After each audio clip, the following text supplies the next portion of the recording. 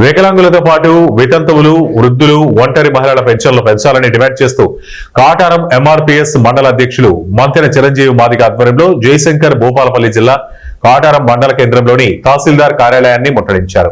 Ambedkar centre నుండి ర్యాలీగా వస్తూ నినాదాలు చేశారు. అనంతరం కాటారం తహసీల్దార్ నాగరాజుకు వినతి పత్రం అందించారు. ఈ సందర్భంగా మంతెన చిరంజీవి మాట్లాడుతూ వికలాంగుల పెన్షన్ పెంచాలని, కొత్త పెన్షన్ మంజూరు చేయాలని ప్రభుత్వాన్ని డిమాండ్ చేశారు.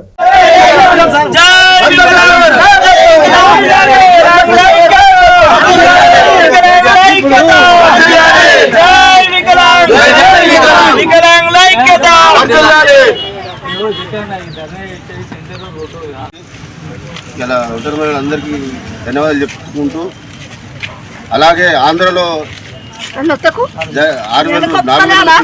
జరుగుతుంది, 2,000 పింఛన్ 4,000 వస్తుంది.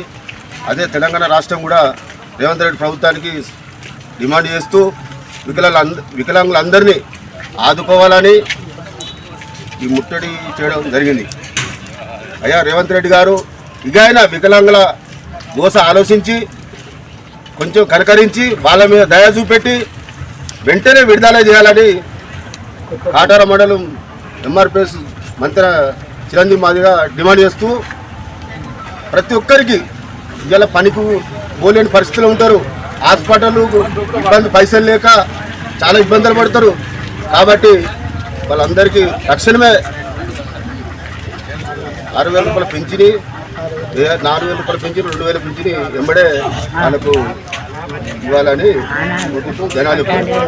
గౌరవ శ్రీ మందా కృష్ణ మరి నాయకత్వం.